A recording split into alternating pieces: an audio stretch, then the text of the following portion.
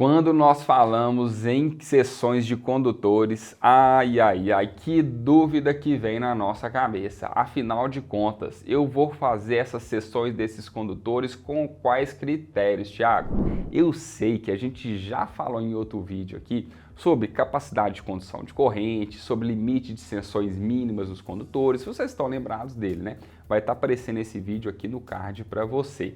Mas e se eu te falar que além desses dois critérios, nós temos um terceiro critério muito importante? Você provavelmente já ouviu falar. Então, se você, assim como tantos profissionais, tem a dúvida de como aplicar o critério de queda de tensão para a medição das seções dos condutores e quer saber como utilizá-lo, então fica aqui nesse vídeo que ele foi feito pensando em você.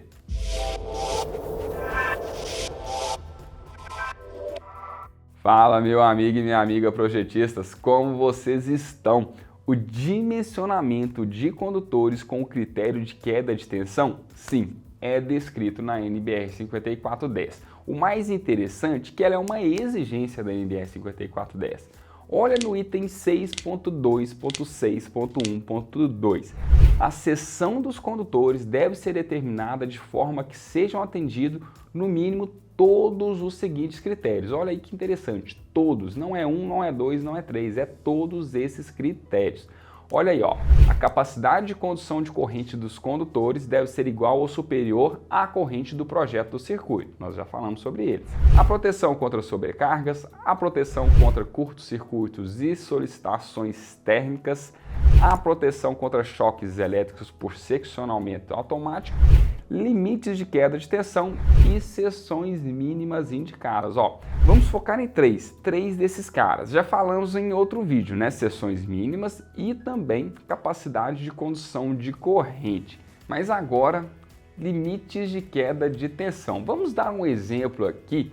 Vamos falar de condutores do lado de corrente contínua, beleza? Que são aqueles ligados entre os módulos e os inversores solares. E como sabemos que em muitos casos existem as string box, então caso o seu projeto tenha string box, também considere a queda de tensão entre a string box e as strings dos módulos e também entre a string box e o inversor, beleza? Então bora lá, vamos entender como aplicar esse critério de queda de tensão. A NBR 5410 em 6.2.7 mostra os critérios de queda de tensão. Vamos focar nos circuitos terminais, que são aqueles que interligam os quadros de distribuição aos circuitos de iluminação ou tomadas.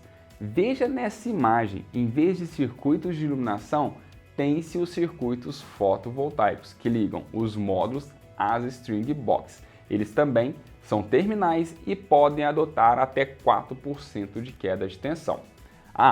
Outra coisa muito importante, só para não ficar aqui de fora, esses 4% que acabei de mencionar estão na NBR 5410 no item 6.2.7.2.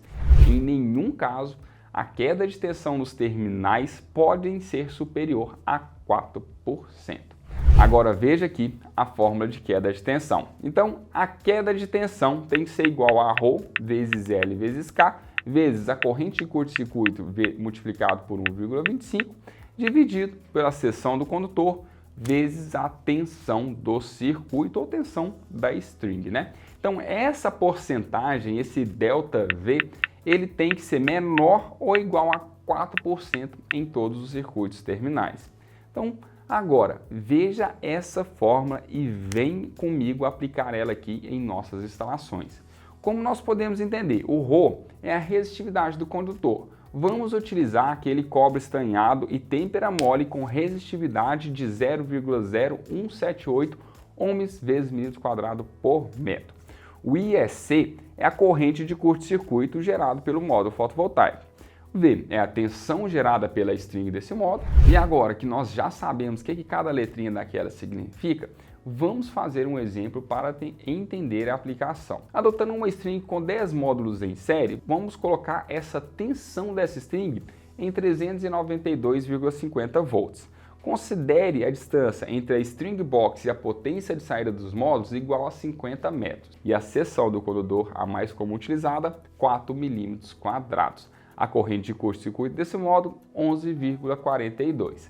Já o valor de K para sistemas monofásico ou bifásico é igual a 2. Já para sistema trifásico é raiz de 3. Como estamos trabalhando com circuitos em corrente contínua, considere igual a 2. Então a queda de tensão é igual a quê mesmo? 0,0178 vezes 50 vezes 2 vezes 11,42 vezes 1,25 dividido por 4 vezes 280. Então a nossa queda de tensão deu de 2,88%. Como deu menos de 4%, então eu posso utilizar o condutor de 4 mm para esse circuito, considerando a queda de tensão. Lembre-se bem disso, pessoal. Não é somente a queda de tensão que temos que considerar. Tem que ser também os outros dois termos que falamos anteriormente. Então a queda de tensão deu 2,88%. Como deu menos de 4%, então pode usar o condutor de 4 mm para esse circuito. Mas agora que são elas. Cuidado, fique bem atento. Eu não falei que tem que olhar os outros critérios? Foi visto o método queda de tensão nesse. Mas ele não é o único para determinar. Por isso também é preciso calcular a capacidade de corrente desses condutores. A queda de tensão nem leva em consideração alguns fatores, como agrupamento de circuitos e efeitos térmicos, que quem considera é o método de capacidade de condução de corrente.